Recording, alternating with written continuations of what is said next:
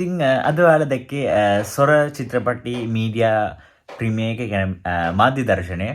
ඉතින් ඒක තිබුණේ CCC එකේ ස්කෝප් සිනමා කොළඹ සිටි සෙන්ටර් එකේ. ඉතින් හොඳ ලස්සන කියනවා සෑන් ලස්සන කියනවා. ඒ කියන්නේ සොර ටීම් එක ෆුල් ප්‍රෙපෙයාර් වෙලා ගේමට බහැලා කියලා තේරෙනවා. සෑන්ලා හැමෝම වගේ ඒ කියන්නේ ෆුල් කාස්ට් එකම ක්ලෝත්ස් පා ඒ කියන්නේ ඩිසයින් කරලා තියෙන සොර එක බ්‍රෑන්ඩ් එකක් කරලා තියෙන යාලා සොර කියන දේ.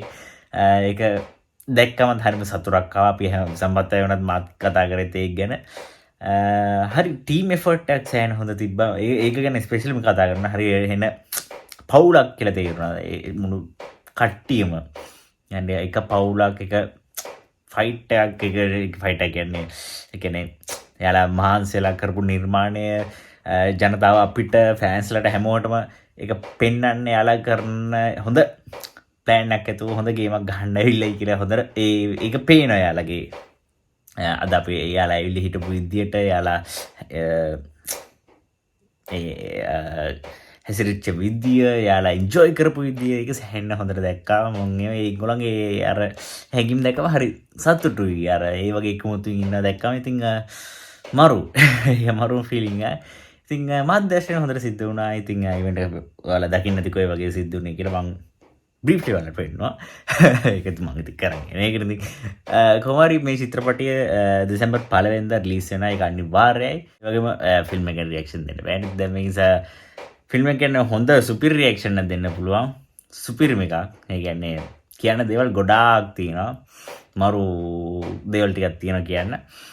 අපි ඉගෙන කතා කරමු පළවෙනිදට. ඉතින් එතකන් අපි ෆින්ගර්ස් ක්‍රොස් දැන් අද මම මේ රෙකෝඩ් කරන 22 ඒ කියන්නේ තව දවස් 8ක් තියෙන ඉවරනේ. දවස් 8ක් වගේ තියෙනවා. ඉතින් රෙඩි වෙයිමු. හොඳ එක්ස්පීරියන්ස් එකක් ඔයාලට ගන්න පුළුවන්. මේ හොඳ පණිවිඩයක් ඔයාලට සමාජයෙන් ලබා ගන්න පුළුවන් වෙනවා මේ චිත්‍රපටි හරහා. මරු ඒ වගේම කියන්න ඕනේ මේක අවුරුදු 12ක් වෙනවලු චිත්‍රපටි නිර්මාණය කරලා. කියන්නේ 2011යි I think. yes 2011යි තමයි ඉවර කරලා තියෙන්නේ. ඒ වුණාට චිත්‍රපටිය එගේම ඒකේ මැසේජ් එක ඒක ෆුල් එවර්ග්‍රීන්. ඒ කියන්නේ ඕනම කාලෙක ඒක රිලීස් කරයි කියලා ඒක ප්‍රශ්නයක් වෙන්නේ නැහැ. මොකද ඒකේ කන්ටෙන්ට් එක ස්ක්‍රිප්ට් එකේ කන්ටෙන්ට් ඒක හැම කාලයකම වැදගත් වෙනවා. ඒ නිසා කිසිම ප්‍රශ්නයක් නැහැ මේ චිත්‍රපටියේ නරඹන්න උනත්. ඒක මම ඒක අත්විඳා. මම වින්දා අපි බලපු හැමෝම අත්විඳා සම්මතය වින්දා. අපි ඔක්කොම කතා වුණේ නිතරම ඒක ගැන. ඉතින් හරි සතුටුයි. හොඳ ලස්සන නිර්මාණයක් අපිට දකින්න පුළුවන් වෙච්ච එක. ඉතින් ආයෙ බලන්න හිතන චිත්‍රපටයක්. ඉතින් සමාජයේ ලංකාවේ හැම කෙනෙම බලන්න ඕනේ චිත්‍රපටයක්. මොකද ඒ ගැන අපි කතා කරන ටිකක් අඩුයිනේ. මොනවා වුණත් ඒ කියන්නේ ඒ කියන්නේ හොට් ටොපික් එකක්. ඒක කතා කරමු අපි. මේක මොකද කියලා මම විතර කියන්නේ දැම්ම. ඒක පොඩ රිවිල් වෙයි. රිවිල් කරන්න මමත්.